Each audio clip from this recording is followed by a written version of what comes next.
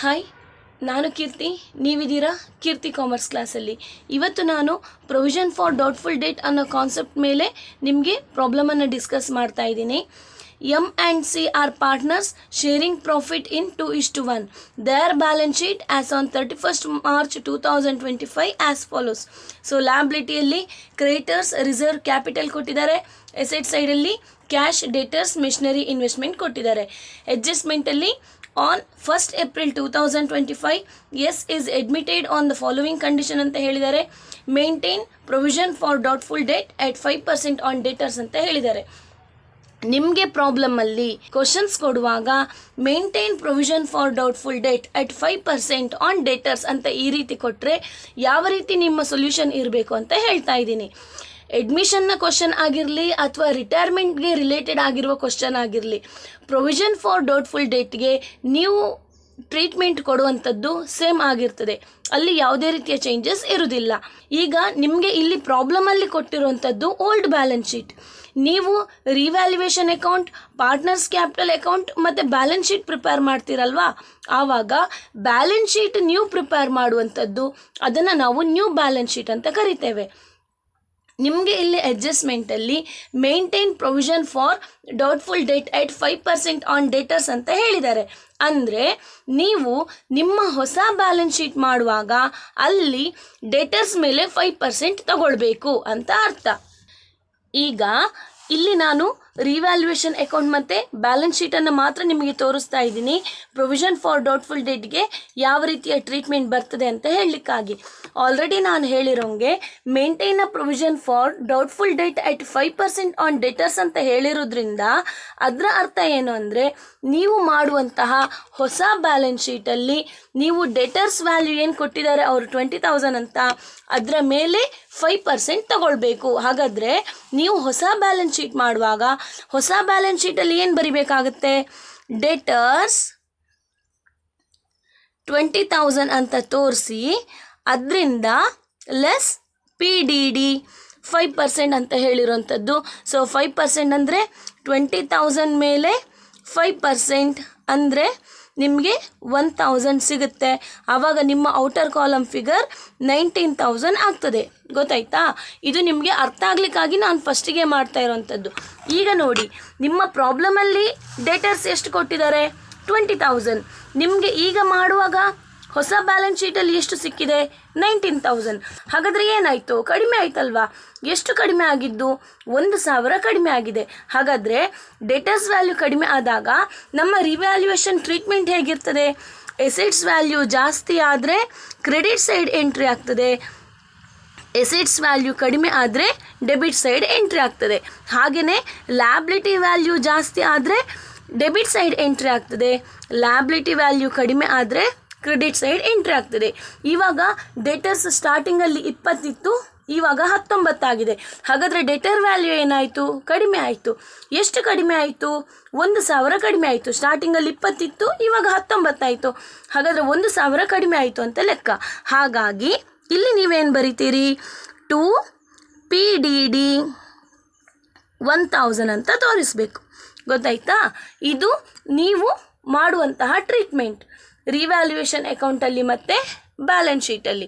Actually ಇದು ನಾನು ನಿಮಗೆ ತೋರಿಸ್ಲಿಕ್ಕಾಗಿ ಫಸ್ಟಿಗೆ ಮಾಡಿದ್ದು. ನೀವು ಮೈಂಡ್ ಲೆಕ್ಕಾಚಾರ ಹಾಕಿಕೊಂಡು ನೀವು ಇಲ್ಲಿ 1,000 ಬರೆದು ಆಮೇಲೆ ಬ್ಯಾಲೆನ್ಸ್ ಶೀಟ್ ಮಾಡುವಾಗ ಡೇಟರ್ಸಿಂದ PDDಯನ್ನು ಮೈನಸ್ ಮಾಡಬೇಕು. ಇದು ಒಂದು ರೀತಿಯ provision for doubtful date calculation. ಇದು ಇನ್ನೊಂದು ಟೈಪಿನ ಪ್ರಾಬ್ಲಮ್. ಈ ಪ್ರಾಬ್ಲಮಲ್ಲಿ ನಾನು ಎಲ್ಲ ರೀತಿಯ PDD ವರ್ಕೌಟ್ ಮಾಡೋದನ್ನು ತಗೊಂಡಿದ್ದೀನಿ. ಆಯಿತಾ? R and S are partners sharing profit and loss in 3:2. The balance sheet is given below. Balance sheet as on 31st March 2025 ಅಂತ ಕೊಟ್ಟಿದ್ದಾರೆ. ಲಯಬಿಲಿಟಿ ಸೈಡಲ್ಲಿ ಕ್ರೆಡಿಟರ್ಸ್, ರಿಸರ್ವ್ ಕ್ಯಾಪಿಟಲ್ ಅದು R ಮತ್ತು S ಪಾರ್ಟ್ನರ್ಸ್ದು ಕೊಟ್ಟಿದ್ದಾರೆ. ಹಾಗೆಯೇ ಎಸೆಟ್ ಸೈಡಲ್ಲಿ ಕ್ಯಾಶ್, ಡೇಟರ್ಸ್ 25, ಇನ್ನರ್ ಕಾಲಮಲ್ಲಿ PDD 2,000 ತೋರಿಸಿ outer column 23 ಅಂತ ತೋರಿಸಿದ್ದಾರೆ. ಸ್ಟಾಕ್, ಫರ್ನಿಚರ್, ಬಿಲ್ಡಿಂಗ್ ಎಲ್ಲ ತೋರಿಸಿದ್ದಾರೆ. On 1st April 2025 they admit C on following terms ಅಂತ ಹೇಳಿದ್ದಾರೆ. ಸೊ ಇಲ್ಲಿ ನಾನು different types of P D ಡಿಯನ್ನು ವರ್ಕೌಟ್ ಮಾಡಿ ತೋರಿಸ್ತೀನಿ, ಸರಿ ನೋಡ್ಕೊಳ್ಳಿ, ಅರ್ಥ ಮಾಡ್ಕೊಳ್ಳಿ ಆಯಿತಾ. ಫಸ್ಟ್ ಕೇಸಲ್ಲಿ ಏನು ಹೇಳಿದ್ದಾರೆ, P D D is increased to ₹3,500. ನಿಮಗೆ ಕನ್ಫ್ಯೂಷನ್ ಆಗುವಂಥದ್ದು 2 ಈ ರೀತಿ ಕೊಟ್ಟಾಗ ನಿಮಗೆ ಕನ್ಫ್ಯೂಷನ್ಸ್ ಆಗುವಂಥದ್ದು. P D D is increased to 3,000 ಅಂದರೆ ಪ್ರೊವಿಷನ್ ಫಾರ್ ಡೌಟ್ಫುಲ್ ಡೆಟ್ಟನ್ನು 3,500ಕ್ಕೆ ಏರಿಸಿದ್ದಾರೆ. ಅಂದರೆ ನಿಮಗೆ ಪ್ರಾಬ್ಲಮಲ್ಲಿ ಪಿ ಡಿ ಡಿ ಎಷ್ಟು ಹೇಳಿದ್ದಾರೆ, 2,000 ಅಂತ ಹೇಳಿದ್ದಾರೆ. ಆ 2,000 ಅಂತ ಹೇಳಿರೋದನ್ನು ನೀವು ಹೊಸ ಬ್ಯಾಲೆನ್ಸ್ ಶೀಟ್ ಮಾಡುವಾಗ ಎಷ್ಟು ತಗೊಳ್ಬೇಕು ಅಂತ ಅರ್ಥ. ಆಲ್ರೆಡಿ ಇದ್ದದ್ದು 2,000, ಅಡ್ಜಸ್ಟ್ಮೆಂಟಲ್ಲಿ ಏನು ಹೇಳಿದ್ದಾರೆ, ಪಿ ಡಿ ಡಿಯನ್ನು 3,500ಕ್ಕೆ ಏರಿಸಿದ್ದಾರೆ.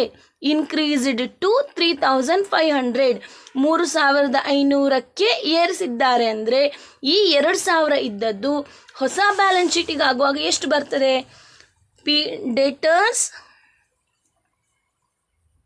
25,000 ಲೆಸ್ ಪಿ ಡಿ ಡಿ ಎಷ್ಟು ಬರ್ತದೆ ಅಂತ ಹೇಳಿರೋದವರು 3,500ಕ್ಕೆ ಏರಿಸಿದ್ದಾರೆ ಅಂದರೆ 2,000 ಅಂತ ಇರುವಂತಹ ಪಿ ಡಿ ಡಿಯನ್ನು ನೀವು 3,500 ಅಂತ ತಗೊಳ್ಬೇಕು.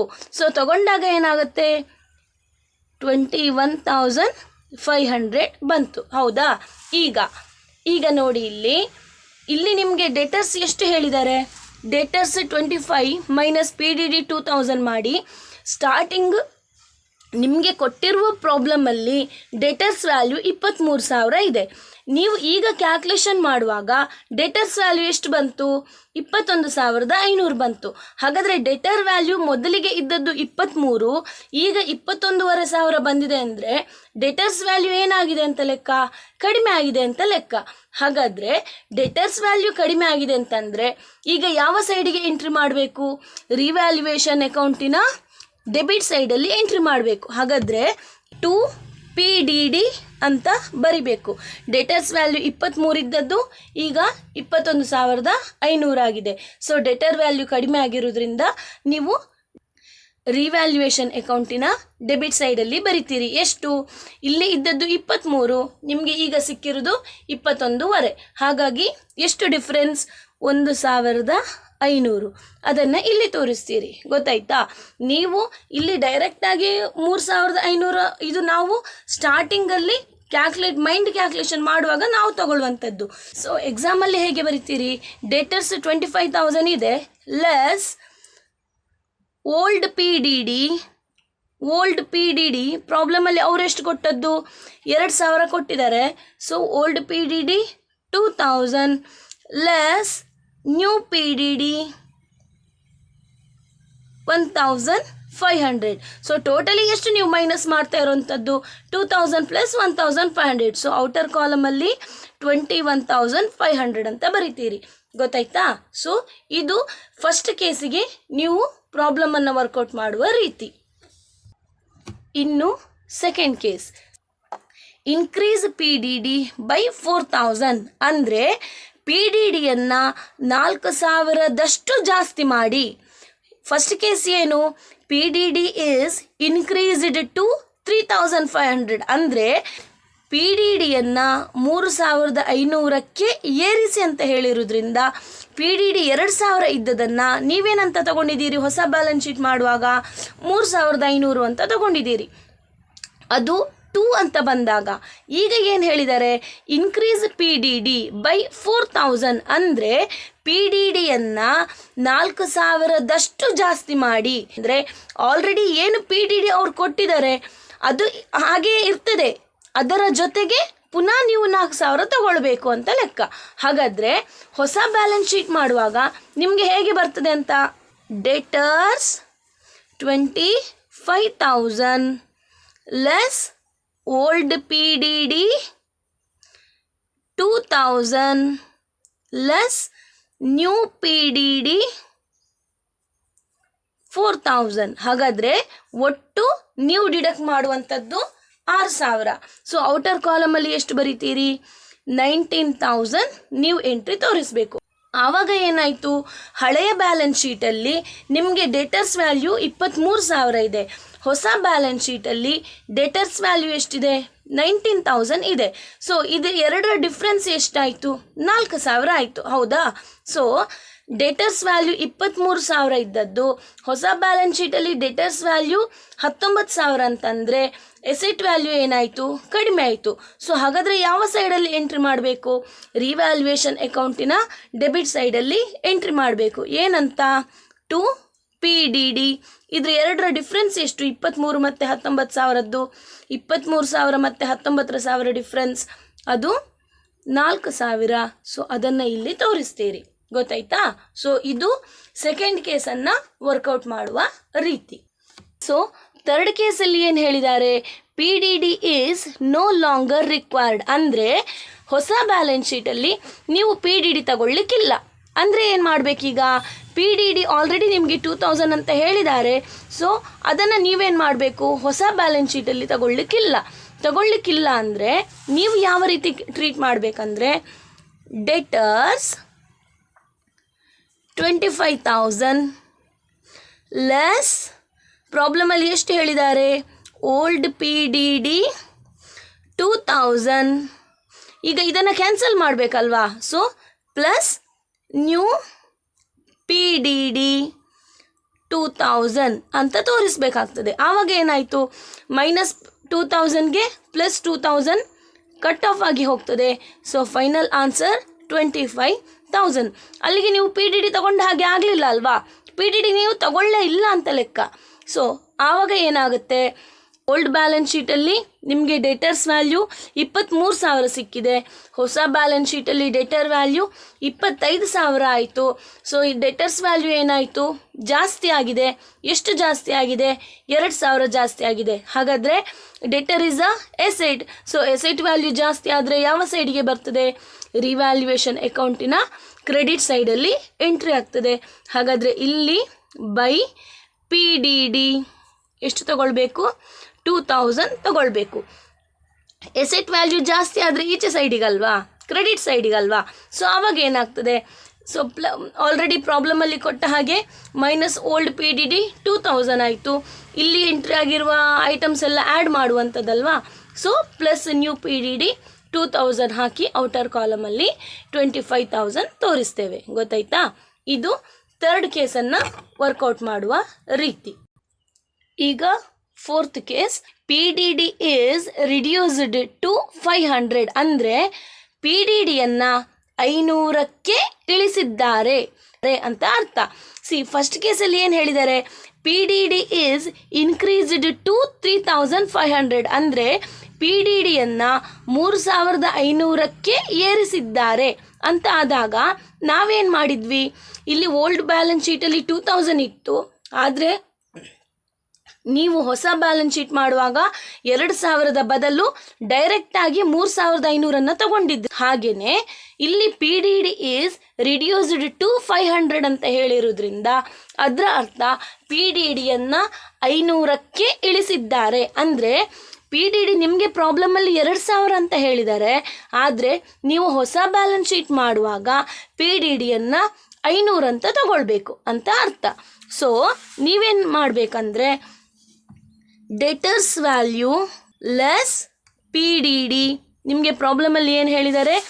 PDD ಈಸ್ ರಿಡ್ಯೂಸ್ಡ್ ಟು 500 ಅಂತ ಹೇಳಿರೋದ್ರಿಂದ PDDಯನ್ನು 500ಕ್ಕೆ ಇಳಿಸಿದ್ದಾರೆ ಅಂತ ಲೆಕ್ಕ.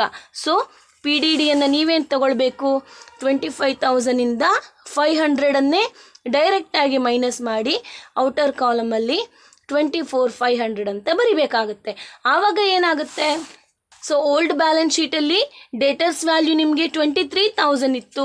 ಆದರೆ ಈಗ ಡೆಟರ್ಸ್ ವ್ಯಾಲ್ಯೂ ನಿಮಗೆ 24,500 ಸಿಕ್ಕಿದೆ. ಹಾಗಾದರೆ ಡೆಟರ್ಸ್ ವ್ಯಾಲ್ಯೂ ಏನಾಗಿದೆ? ಜಾಸ್ತಿ ಆಗಿದೆ ಅಂತ ಲೆಕ್ಕ. ಹಾಗಾದರೆ ನೀವೇನು ಬರಿಬೇಕು? ಬೈ PDD ಡಿಫ್ರೆನ್ಸ್ ಎಷ್ಟು? 1,500 ಅಲ್ವಾ?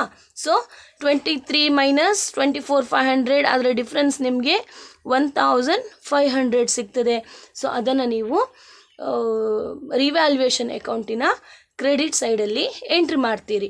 ಸೊ ಇದು ನೀವು ವರ್ಕೌಟ್ ಮಾಡುವ ರೀತಿ.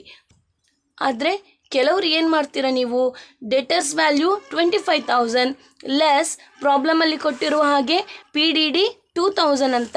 ಸೊ ಆ ಪಿ ಡಿ ಡಿಯನ್ನು ಓಲ್ಡ್ ಅಂತ ಕನ್ಸಿಡರ್ ಮಾಡ್ತಾ 2000 ಮೈನಸ್ ಮಾಡ್ತೀರಿ, ಮತ್ತು ಪ್ಲಸ್ ಪಿ ಡಿ ಡಿ ಅದನ್ನು ನ್ಯೂ ಪಿ ಡಿ ಡಿ ಅಂತ ಕನ್ಸಿಡರ್ ಮಾಡಿ 1500 ಅಂತ ತಗೊಳ್ತೀರಿ. ಆವಾಗಲೂ ಕೂಡ ನಿಮ್ಮ ಆನ್ಸರ್ 24,500 ಆಗಿರ್ತದೆ. ಗೊತ್ತಾಯ್ತಾ? ಇದು 4th ಕೇಸನ್ನು ವರ್ಕೌಟ್ ಮಾಡುವ ರೀತಿ. ಈಗ 5th ಕೇಸಲ್ಲಿ P D D is reduced by 600 ಅಂದರೆ ಪಿ ಡಿ ಡಿಯನ್ನು 600ರಷ್ಟು ಇಳಿಸಿದ್ದಾರೆ. ಅಂದರೆ ನೀವು ಹೊಸ ಬ್ಯಾಲೆನ್ಸ್ ಶೀಟ್ ಮಾಡುವಾಗ ಹೊಸ ಬ್ಯಾಲೆನ್ಸ್ ಶೀಟಲ್ಲಿ ಡೆಟರ್ಸ್ 25,000 ತಗೊಳ್ಬೇಕು, ಲೆಸ್ ಪಿ ಡಿ ಡಿ ಎಷ್ಟು 2,000 ಪ್ರಾಬ್ಲಮಲ್ಲಿ ಕೊಟ್ಟದ್ದು, ಲೆಸ್ ಎಷ್ಟು ಇಳಿಸಿದ್ದಾರೆ ಅಂತ ಹೇಳಿದ್ದು 600. ಸೊ ನೀವು ಎಷ್ಟು ಬರಿಬೇಕು 1,400. ಹಾಗಾದರೆ ಆವಾಗ ನಿಮ್ಮ ಔಟರ್ ಕಾಲಮ್ ಫಿಗರ್ ಎಷ್ಟು ಬರುತ್ತೆ 23,600 ಅಂತ ನೀವು ಆನ್ಸರ್ ಬರಿಬೇಕು. ಗೊತ್ತಾಯ್ತಾ?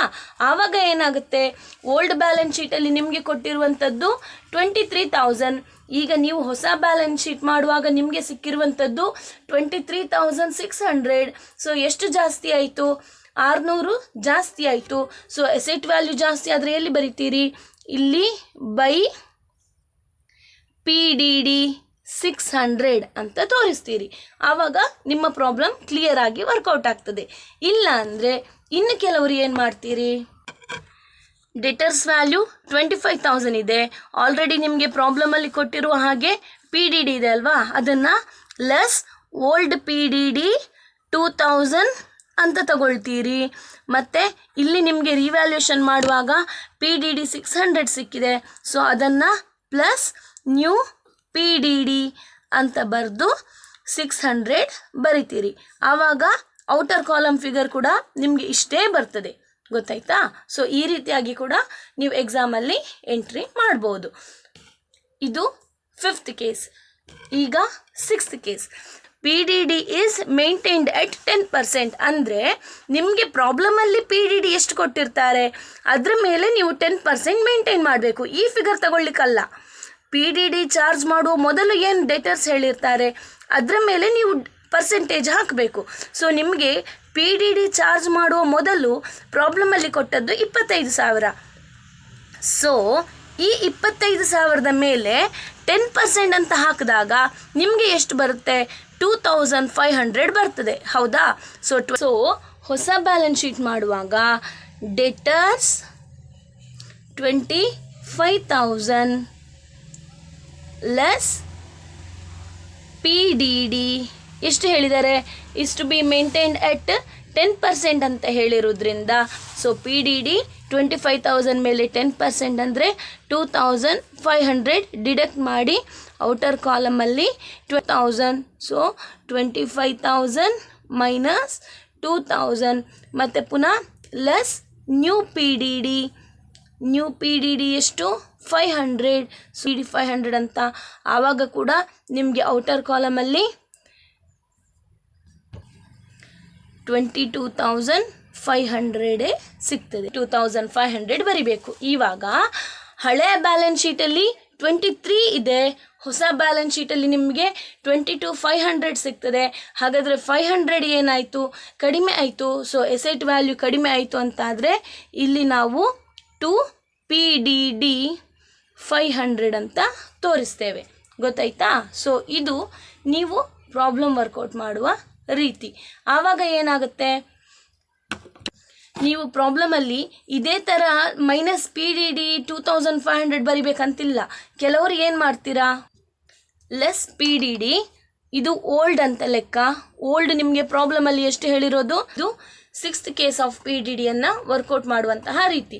ಒಟ್ಟಾರೆಯಾಗಿ ನಾನು ಈಗ ನಿಮಗೆ 7 ಟೈಪ್ಸ್ ಆಫ್ ಪಿ ಡಿ ಡಿಯನ್ನು ವರ್ಕೌಟ್ ಮಾಡೋದನ್ನು ಹೇಗೆ ಅಂತ ಹೇಳಿಕೊಟ್ಟಿದ್ದೇನೆ. ಅಡ್ಮಿಷನ್ ಆಗಿರ್ಬೋದು, ರಿಟೈರ್ಮೆಂಟ್ ಆಗಿರ್ಬೋದು, ಪಿ ಡಿ ಡಿ ಕ್ಯಾಲ್ಕುಲೇಷನ್ ಮಾಡೋದು ಸೇಮ್. ನಾನು ಗುಡ್ ವಿಲ್ ಕ್ಯಾಲ್ಕುಲೇಷನ್ ಬಗ್ಗೆ ಹೇಳ್ತಿಲ್ಲ, ಪಿ ಡಿ ಡಿ ಎಂಟ್ರಿ ಮಾಡೋದು ಸೊ ಸೇಮ್ ಆಗಿರ್ತದೆ. ಸೊ ಇಷ್ಟು 7 ಕೇಸ್ಗಳನ್ನು ಕರೆಕ್ಟಾಗಿ ಕಲೀರಿ, ಕನ್ಫ್ಯೂಷನ್ ಮಾಡ್ಕೊಳ್ಬೇಡಿ. ಸೊ ನನ್ನ ನೆಕ್ಸ್ಟ್ ವಿಡಿಯೋದಲ್ಲಿ ನಾನು ನಿಮಗೆ ಎಕ್ಸಾಮಿಗೆ ಬರುವಂತಹ most expected fill in the ಬ್ಲ್ಯಾಂಕ್ಸನ್ನು ಹೇಳ್ತೀನಿ.